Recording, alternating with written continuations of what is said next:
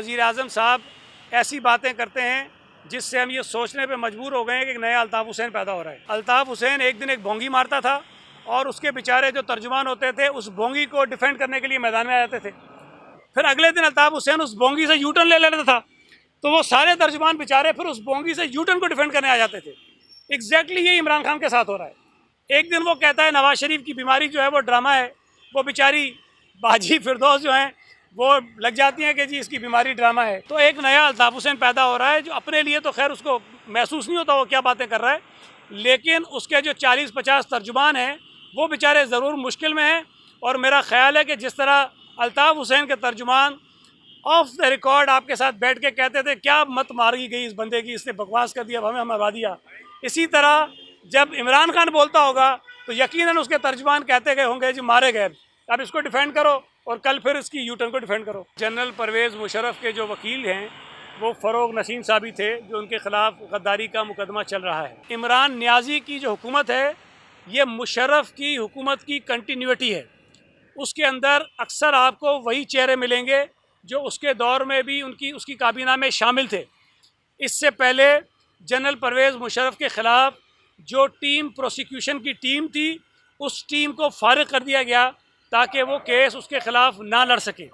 आज फ़रोग नसीम साहब ने यकीनन ये सिफारिश की होगी या उन्होंने समरी मूव की होगी कि जनरल परवेज़ मुशर्रफ के ख़िलाफ़ खुसूसी अदालत ने जो फ़ैसला रिज़र्व किया है उस फैसले को रिजर्व रोका जाए, वो फैसला जारी न किया जाए। सईद गनी ने कहा है कि अगर हमें हुकूमत के साथ डील करनी होती तो गिरफ्तारियों समेत दीगर तकालीफ क्यों बर्दाश्त करते। इन गिरफ्तारियों से डर कर अपना मौक़िफ़ बदलना होता तो शायद हमें इतनी तकलीफ़ें सहने की ज़रूरत नहीं थी। आसिफ अली जरदारी साहब हों, फरियाल टालपुर साहिबा हों, खुर्शीद शाह साहब हों, हमारे स्पीकर सिंध असम्बली हों या हमारे कुछ और रहनुमा हों जिनको इस मौजूदा हुकूमत ने गिरफ़्तार किया है, उनमें से किसी भी शख्स को अभी तक सज़ा नहीं हुई किसी केस में। ये किस आइन और कानून में है कि जुर्म कराची में हो और तहकीकात रावलपिंडी में हो रही हो। हम हुकूमत से कोई एहसान नहीं अपना हक मांग रहे हैं। जिस हुकूमत को उसके अंदर मुलविस किया जा रहा है वो सूबा सिंध की हुकूमत है, लेकिन ये पाकिस्तान की तारीख़ में पहली मरतबा हो रहा है कि जुर्म किसी एक सूबे में सरजद हुआ हो मुबैना जुर्म, और उसका ट्रायल जो है वो किसी और सूबे में हो रहा हो, उसके कैदी जो हैं वो किसी और सूबे में रखे जा रहे हों, उसकी तहकीकात जो है वो किसी और सूबे में हो रही हो। ये अनोखे पैमाने इंसाफ के पीपल्स पार्टी के लिए क्यों चुने जाते हैं? हम समझते हैं कि इमरान खान की ईमा पर यह सब कुछ हो रहा है। सिर्फ उनकी अना को तस्कीन पहुंचाने के लिए पीपल्स पार्टी के रहनुमाओं को तकलीफ दी जा रही है। हमें किसी किस्म की रिलीफ की ज़रूरत नहीं है। हम किसी किस्म की मेहरबानी हुकूमत से नहीं लेंगे। पहले भी हम पर इल्ज़ामात लगाए गए, हमने अदालतों में सामना किया। आसिफ अली जरदारी ने 11 साल जेल काटी, एक इल्ज़ाम साबित नहीं हुआ। जिन लोगों ने इल्ज़ामात लगाए थे उन्होंने माफ़िया मांगी, पैर पकड़ के माफ़िया मांगी और वो चीज़ें सबके सामने आ गई।